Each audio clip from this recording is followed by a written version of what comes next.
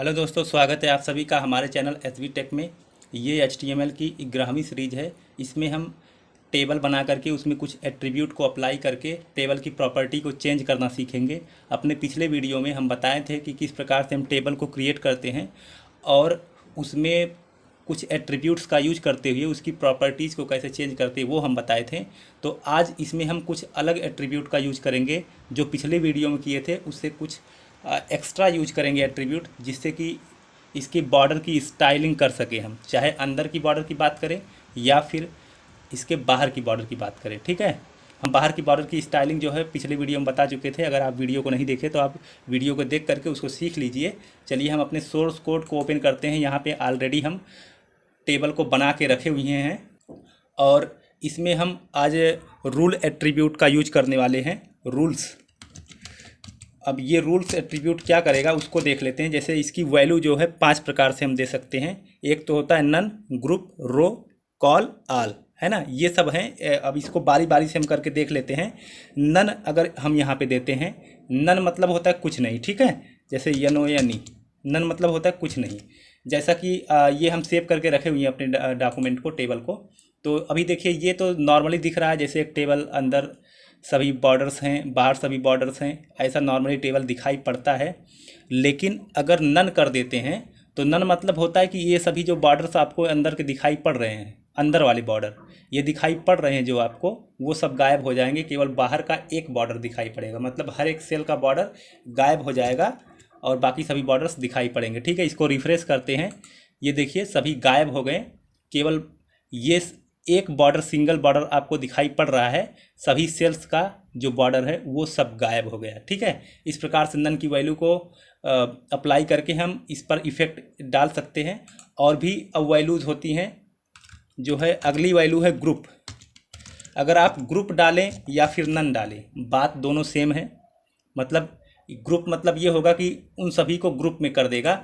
ये सब जैसे एक ग्रुप में आ गए हैं अभी, है ना, ये सभी ग्रुप में हैं, लेकिन नन भी वही काम करेगा कि इन सभी को ग्रुप में कर देगा। मतलब कि नन का मतलब ये होगा कि इस सेल के बॉर्डर को हटा देगा। ग्रुप क्या करेगा, इन सेल के बॉर्डर को हटा करके इसको एक ग्रुप में कर देगा। ठीक है, बात दोनों सेम है। तो यहाँ पर रिफ्रेश करेंगे, देखिए कोई इफेक्ट नहीं पड़ा। ग्रुप से लिखना है हमें, है ना, यस हम नहीं लिखें। हम फिर से सेव करके देखते हैं।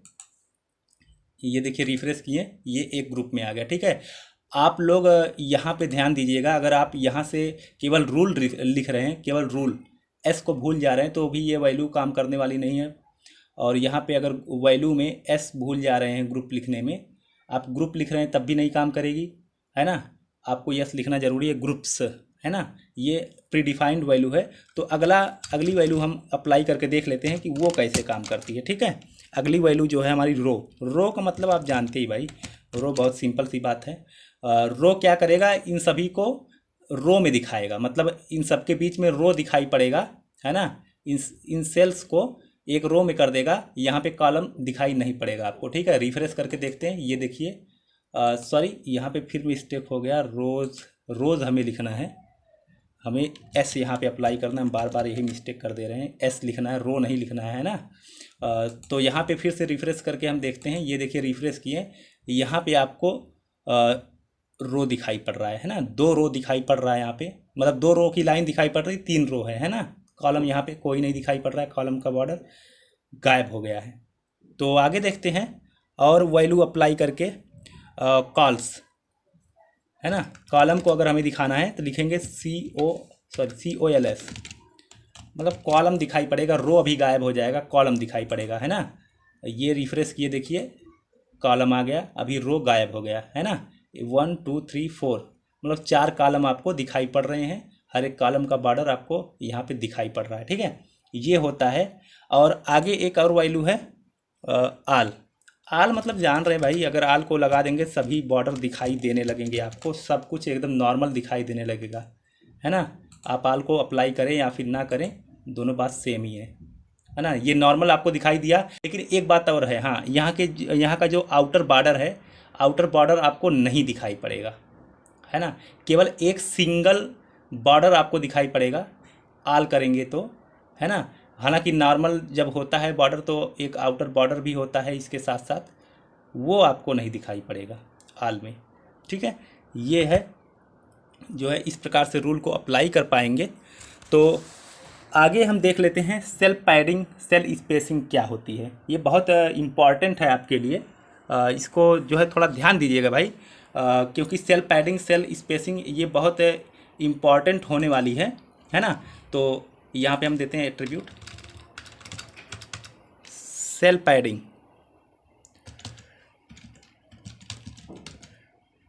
अब पहले इसको यूज करने से पहले हम ये आपको बता देना चाहते हैं सेल पैडिंग करती क्या है ना। जैसे कि हम यहाँ पे टेबल को ओपन कर रहे हैं, आपको सेल में ये सभी कंटेंट्स दिखाई पड़ रहे हैं। ये कंटेंट जो है इस सेल में पूरा कवर है, मतलब कि इनके बीच में कोई दूरी नहीं है। ये सब इसमें सटे हुए दिखाई पड़ रहे हैं ना, लेफ़्ट साइड से ये आपस में सटे हुए दिखाई पड़ रहे हैं। तो इनके बीच में दूरी मेंटेन करता है। सेल पैडिंग क्या करेगा कि इसके चारों तरफ दूरी मेंटेन करेगा, है ना, डिस्टेंस मेंटेन करेगा। तो सेल पैडिंग में हम वैल्यू जो देते हैं वो नंबर्स में देते हैं, वो पिक्सल में होती है। ठीक है, अगर हम 10 दे देते हैं, बाय द वे 10 तो बहुत एक्स्ट्रा है, फिर भी हम 10 पिक्सल लिखें या फिर 10 लिखें, बात दोनों सेम है। हम इस प्रकार से लिखेंगे। तो इसको सेव करके हम रिफ्रेश करते हैं। अब देखिए इस सेल के बीच में, हर एक सेल के बीच में दूरी आ जाएगी, है ना, डिस्टेंस मेंटेन हो जाएगा अंदर से, देखिए, है ना। यहाँ सेल के चारों तरफ जो है डिस्टेंस आ गई, है ना, और ये सेल जो है, जो कंटेंट लिखा गया है ये बीच में आ गया। इस प्रकार से सेल पैडिंग होता है। It's very important for you.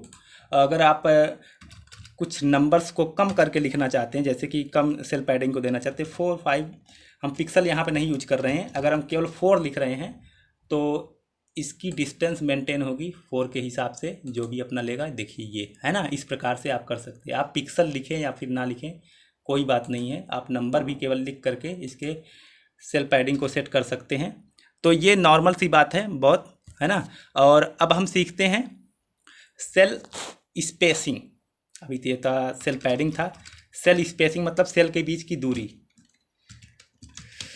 Cell spacing की वैल्यू हम देते हैं, ये भी नंबर्स में देनी होती है हमें, है ना। सेल स्पेसिंग की वैल्यू नंबर्स में जैसे कि सेल पैडिंग की दी जाती है, वो भी पिक्सल में होगी। चलिए अगर हम 5 करके देखते हैं, चलिए हम 7 कर देते हैं, कोई बात नहीं। 7 पिक्सल लिखें या फिर ना लिखें, जैसा कि हम बताएं, कोई बात नहीं है। रिफ्रेश करके देखते हैं, इसके बीच में अभी स्पेस आ जाएगा। ठीक है, ये देखिए सेल के बीच की दूरी बढ़ गई। ठीक है, इस प्रकार से हम सेट कर पाते हैं सेल स्पेसिंग। अब जितना भी आप सेल में स्पेस देना चाहते हैं, सेल स्पेसिंग से आप सेट कर पाते हैं सेल को। ठीक है, ये बहुत इम्पॉर्टेंट था। तो अगला एट्रीब्यूट हमारा होगा अलाइन एट्रीब्यूट। अलाइन एट्रीब्यूट का हम यूज करके देख लेते हैं, है ना। Sorry, ALIGN। अलाइन एट्रीब्यूट जो है, हम टेबल को लेफ़्ट राइट सेंटर में कर सकते हैं। लेफ़्ट बाय डिफ़ॉल्ट होता ही है, हम राइट करते हैं। ठीक है, राइट करेंगे तो ये राइट साइड में टेबल हमें दिखाई देगा। अभी लेफ्ट में है ना, ये राइट साइड में चला जाएगा। ये देखिए राइट में दिखाई दे रहा है अभी। ठीक है, इस प्रकार से हम कर सकते हैं। और अगर इसको हम सेंटर में करना चाहते हैं, लिख देंगे सेंटर। सेंटर में दिखाई पड़ेगा, है ना। इसको रिफ्रेश करके अब हम देखते हैं क्या दिखाई पड़ता है। देखिए सेंटर में आ गया। ठीक है, अब इसको बाय डिफ़ॉल्ट अगर लेफ़्ट करना चाहते हैं, अब हम यहाँ पे लिख देंगे लेफ़्ट, तो ये लेफ़्ट साइड में चला जाएगा। ठीक है, तो आज की वीडियो में बस इतना ही। अगर आपको वीडियो अच्छी लगी हो तो हमारे चैनल को सब्सक्राइब कर दीजिए, लाइक कर दीजिए, है ना। और वीडियो देखने के लिए आपका बहुत बहुत धन्यवाद।